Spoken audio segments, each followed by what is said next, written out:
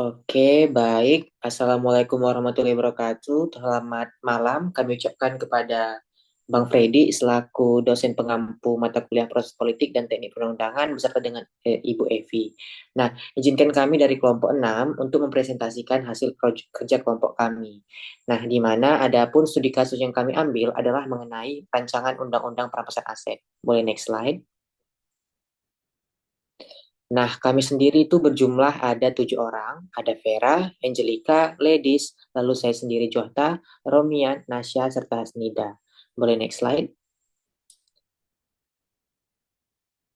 Nah, pembahasan kami pertama tentang RUU perampasan aset itu sendiri adalah sejarahnya yang akan dijelaskan oleh Angel. Kepada Angel dipersilahkan. Ya, terima kasih kepada Joata. Kalau misalnya seandainya kita pertama membahas tentang sejarah RUU perampasan aset yang sudah pasti dapat diketahui oleh masyarakat secara luas dan bukanlah suatu hal yang asing ya, tentu saja masyarakat banyak yang mendukung perampasan aset tersebut. Jadi, Indonesia itu sudah lama ya berhadapan dengan tingkat korupsi yang tinggi yang berdampak tentu saja kepada masyarakat. Nah, dari kerugian negara itu kita dapat melihat bagaimana memang pada dasarnya penegakan hukum ini terasa tidak transparan ya, tidak mampu nyatanya mengembalikan dan menangani bagaimana kasus korupsi ini seharusnya diturunkan ke bawah. Ada memang pada dasarnya dari aktivis, dari masyarakat tuh em, menuntut untuk segera memiliki undang-undang khusus tentang perampasan aset, ketergantungan pada KUHP dan UU yang dinilai tidak memadai. Nah, kalau misalnya mengenai gagasan RUU perampasan aset yang muncul itu pada tahun 2008 sampai 2010 nih, kalau kita lihat dari sejarahnya, di mana Presiden Susilo Bambang Yudhoyono menjadi inisiator awal dan menyerahkan bagaimana nanti usaha untuk rancangan terhadap RUU perampasan aset. Memang sudah ada, draftnya itu sudah selesai pada tahun 2012. Tetapi tidak pernah dilanjutin gitu. Itu tentu saja menjadi sebuah pertanyaannya. Bagaimana hingga akhir masa pemerintahan SBY, hal ini memang tidak menjadi fokus utama pemerintahan pada saat itu dan lebih mengarah kepada penguatan KPK dan penyempurnaan UU tindak pidana pencurian. Ya, memang pada akhirnya dianggap timpang tindih ya terhadap RUU perampasan aset yang seakan tidak dipedulikan. Lalu kita kembali lagi ke masa pemerintahan Joko Widodo ya. Saat itu RUU ini kembali didorong oleh Jokowi. Bagaimana kita sudah lihat secara langsung di berita bagaimana Bapak ini menggembor-gembor tentang RUU perampasan aset yang katanya sudah dikasih ke DPR dan bagaimana nanti upaya untuk mengesahkan. Dengan alat tersebut sepertinya akan memudahkan. Tapi ketika nanti pemerintah juga berusaha untuk memasukkan RUU ini berkali-kali ke dalam prolegnas, hingga tahun 2023 DPR juga tidak menunjukkan ya seperti tindakan nyata dalam memberikan komitmen untuk menuntaskan korupsi ini, apalagi ambisius dalam menciptakan RUU perampasan aset.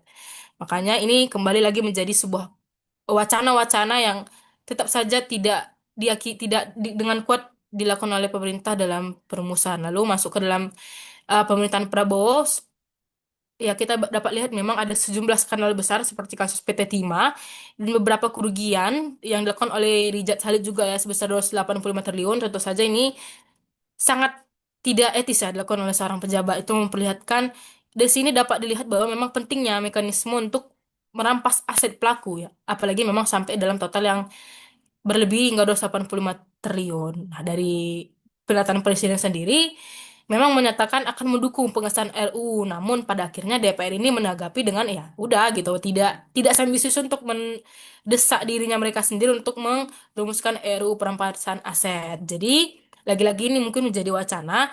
Intinya adalah ketika nanti RUU ini tidak masuk ke dalam Prolegnas 2025, itu menunjukkan memang pemerintah ini tidak menjadi fokus untuk me, mera- meng- tidak fokus untuk menuntaskan kasus korupsi, sehingga ini tentu saja diharapkan kritik besar bagi pemerintah untuk segera merumuskan. Mungkin itu saja saya kembalikan kepada Johata. Baik, terima kasih Angel atas penjelasannya. Boleh next slide. Nah, selanjutnya adalah mengenai bagaimana kronologi penyusunan dari rancangan undang-undang perampasan aset itu akan dijelaskan oleh saya sendiri. Mungkin seperti yang udah dibilang oleh teman saya Angel tadi, menarik sebenarnya terkait dengan bagaimana penyusunan RUU perampasan aset ini, di mana memiliki cerita panjang sebenarnya, hingga pada akhirnya pada tahun 2025 ini di bawah kepemimpinan pemerintahan Prabowo akhirnya masuk dalam program prioritas dari prolegnas itu sendiri untuk dibahas secara tuntas. Namun yaitu tadi sangat amat disayangkan karena telah melewati banyak hal, terutama negara kita Indonesia itu sendiri telah mengalami banyak kerugian, terutama kerugian dalam hal aset yang kemudian merupakan hasil dari tindak kejahatan korupsi dari para pejabat negara. Nah, di sini saya sendiri membuatnya dalam 8 poin, di mana poin-poin ini menggambarkan bagaimana rentang waktu dari awal bagaimana RUU perampasan aset itu muncul sampai dengan pada akhirnya. Nah, yang pertama itu adalah pada tahun 2008, di mana PPATK ataupun Pusat Pelaporan Analisis Transaksi Keuangan itu mulai merumuskan naskah pertama RUU perampasan aset sebagai sebuah bentuk dari yang namanya pembuktian dari tindak pidana, yaitu perampasan aset itu sendiri. Selanjutnya pada tahun 2012, yakni Badan Pembinaan Hukum Nasional ataupun BPHN itu menyusun juga naskah akademik, dikarenakan pada saat yang bersangkutan tersebut tindak korupsi yang kemudian merugikan aset negara sampai dengan bahkan miliaran itu tengah lagi naik daun. Lalu pada periode 2015 hingga 2019, RUU itu tidak dibahas selama 5 tahun. Mengapa? Karena tidak masuk dalam program prioritas oleh DPR itu sendiri. Lalu pada periode selanjutnya, pada periode 2013 hingga 2020, seperti yang sudah saya katakan di awal, PPATK ataupun Panitia Pelaporan Analisis Transaksi Keuangan itu mencatat bahwasanya dari sekian banyak kasus terkait dengan kerugian akibat tindak korupsi yang menyangkut aset negara itu hanya 4 buah kasus saja dari sekian banyak kasus yang ditindaklanjuti. Boleh next slide. Nah, untuk rentang tahun selanjutnya, yakni tahun 2022. Nah, di sini adalah puncaknya bagaimana tingginya tingkat korupsi pada negara kita, yang Indonesia. Ini sebesar 48 triliun. Namun sangat amat disayangkan, dari sekian banyak aset tersebut yang kemudian dicuri oleh para koruptor, hanya sebesar 7% yang berhasil kembali menjadi hak milik negara. Yaitu bila dirupiahkan sebesar 3,821 triliun. Dari awal yang semula yang banyaknya itu adalah 48,786 triliun. Selanjutnya pada periode selanjutnya, yakni 4 Mei 2023, Presiden Jokowi itu mengeluarkan sebuah surat keputusan Presiden yang berisi untuk permintaan terkait kepada DPR bahwasanya RUU itu ada baiknya dijadikan sebagai prolegnas. Lalu pada Maret 2023, Mahfud MD selaku Menteri Hukum dan HAM itu mengadakan RDP ataupun rapat dengar pendapat dengan Komisi 3 DPR untuk menekankan kembali pembahasan penuh terkait dengan bagaimana seharusnya RUU perampasan aset ini menjadi urgensi untuk segera dibahas dalam prolegnas. Dan ya, kita patut puji syukur bahwasanya pada akhirnya pada 9 September 2005 kemarin, DPR sebagai badan legislatif itu dan juga Kemenkumham sebagai badan independen negara sepakat untuk masukkan RUU kepada program legislasi nasional. Nah, boleh next slide. Nah, selanjutnya mungkin untuk struktur akan dijelaskan oleh teman saya Sagita. Kepada Sagita dipersilahkan.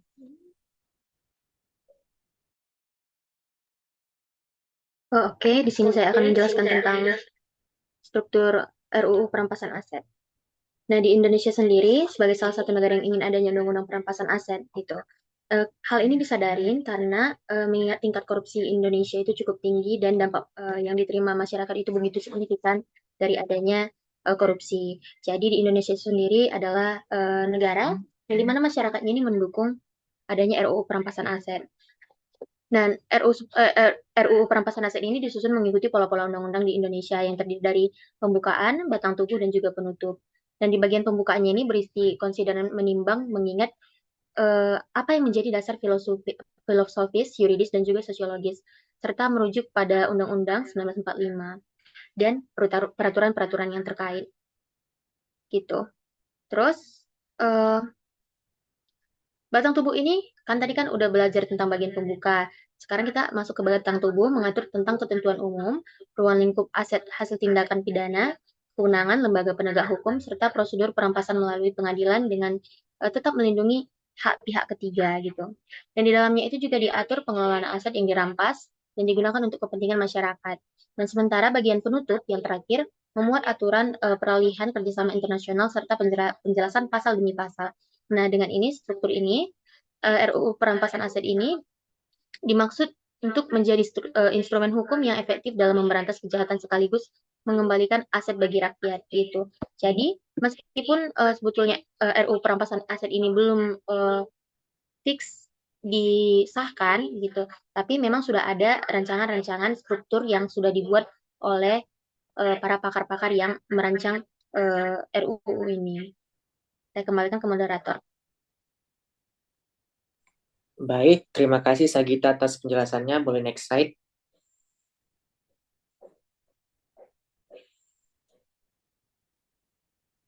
Boleh next slide.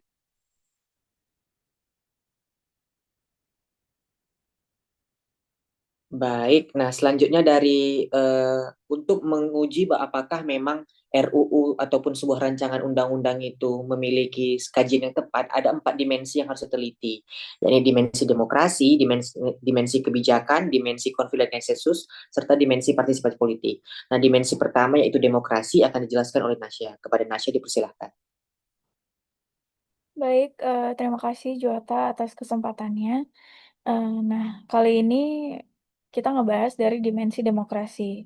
Nah, tentu saja RUU perampasan aset ini merupakan langkah penting ya dalam memperkuat hukum untuk menyita aset yang diduga berasal dari kejahatan, terutama korupsi. Nah, jadi saya akan menjelaskan secara sederhana dari sudut pandang demokrasi. Nah, yang pertama kita bisa lihat itu ada partisipasi publik dan transparansi. Nah, jadi RUU ini sebenarnya memang harus melibatkan masyarakat dalam pembahasannya. Artinya, pemerintah dan DPR perlu mendengarkan suara rakyat agar RUU bisa mencerminkan kepentingan umum. Nah, proses ini seharusnya terbuka agar tidak terjadi penyalahgunaan kekuasaan. Nah, yang kedua ada hak asasi manusia dan jaminan prosedural. Nah, jadi dalam pelaksanaannya, RUU ini harus memperhatikan hak asasi manusia tentunya. Setiap individu memiliki hak untuk diperlakukan secara adil dan tidak boleh dirugikan tanpa proses hukum yang jelas. Nah, ini penting ya untuk menjaga keadilan di dalam sistem hukum. Nah, yang ketiga ada penyalahgunaan kekuasaan. Nah, jadi sementara RUU ini memberikan kekuasaan untuk menyita aset tanpa harus menunggu vonis. Penting untuk memastikan bahwa praktik ini tidak disalahgunakan. Nah, kebijakan ini harusnya diarahkan untuk menciptakan efek jera bagi pelaku korupsi tanpa melanggar hak orang yang tidak bersalah. Lalu yang terakhir ada akuntabilitas, checks and balance. Nah, jadi sistem pengawasan yang kuat perlu diterapkan agar proses perampasan aset tidak disalahgunakan. Nah, jadi adanya lembaga independen yang mengawasi sangat penting untuk memastikan bahwa semua tindakan sesuai dengan hukum dan tidak melanggar prinsip demokrasi. Nah, jadi RUU perampasan aset ini memang dapat menjadi alat ya yang efektif tentunya dalam memberantas korupsi. Nah, tapi pelaksanaannya itu memang harus dilakukan dengan hati-hati. Dengan contohnya tadi kayak melibatkan masyarakat, menghormati hak asasi manusia, dan menjaga akuntabilitas. Nah, jadi kita dapat mesti ini bahwa hukum ini sejalan dengan prinsip-prinsip demokrasi. Mungkin itu aja, Juwata. Saya kembalikan kepada moderator.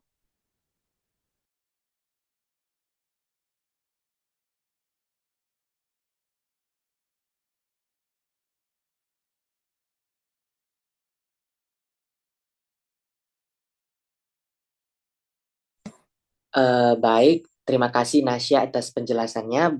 Selanjutnya adalah bagaimana RUU perampasan aset ditinjau dari perumusan kebijakan akan dijelaskan oleh Nanda. Kepada Nanda dipersilahkan. Oke, baik dari sisi perumusan dan kebijakan, memang RUU perampasan aset ini disusun itu bukan hanya semata-mata sebagai bentuk untuk melahirkan regulasi baru, tapi melainkan sebagai strategi untuk memperkuat agenda nantinya memberantas korupsi dan kejahatan yang semakin marak yang terjadi di Indonesia. Dari perspektif kebijakan ini, tujuan utama RUU itu dirinci menjadi 3. Yang pertama yaitu sebagai pemberantas korupsi dan juga kejahatan terorganisir, yang dimana korupsi di Indonesia itu memang em, tidak hanya menjadi tindak pidana biasa, melainkan telah menjadi kejahatan yang luar biasa, yang dimana ini sejalan dengan pandangan United Nations Convention Against Corruption, yang menekankan perlunya mekanisme hukum untuk melawan korupsi yang sudah sering terjadi di Indonesia ini, yang dimana RUU perampasan aset itu hadir sebagai bentuk respon terhadap fenomena-fenomena yang sudah banyak terjadi di negara Indonesia. Nah, yang kedua yaitu pengembalian kerugian negara. Corruption Watch atau ICW mencatat kerugian negara itu akibat tindak dari pidana korupsi yang dilakukan oleh banyak pejabat itu sudah mencapai triliunan rupiah setiap tahunnya.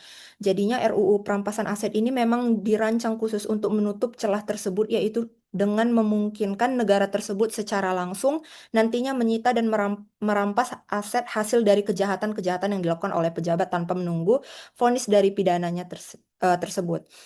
Dan yang terakhir yaitu memiskinkan koruptor tersebut sebagai efek jera, yang dimana RUU perampasan aset ini secara jelas tujuannya itu untuk memiskinkan koruptor tersebut dengan cara menyita seluruh aset yang terbukti atau diduga kuat berasal dari tindak pidana, yang dimana nantinya NCB ini hadir dalam bentuk untuk merampas aset tersebut tanpa harus menunggu proses pidana berlangsung terhadap pelaku yang belum selesai dengan kasus tersebut. Baik, saya kembalikan ke moderator.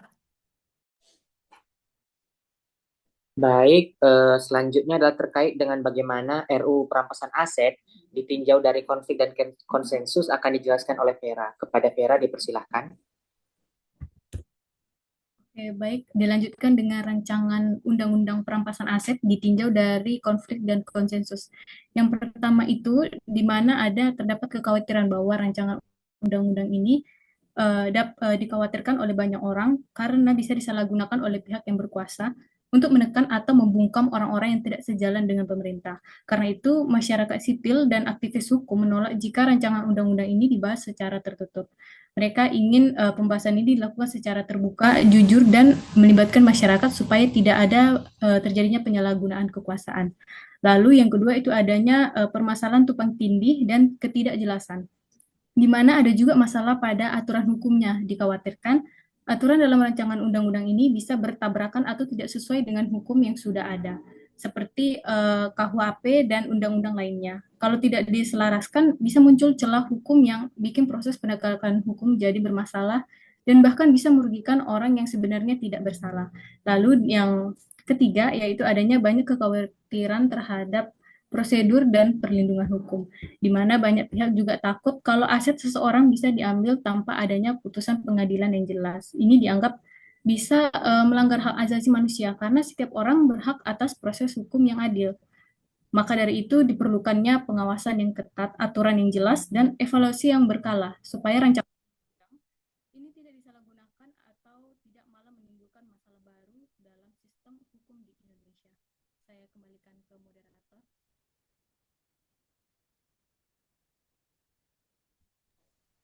Oke, baik. Terima kasih Vera atas penjelasannya.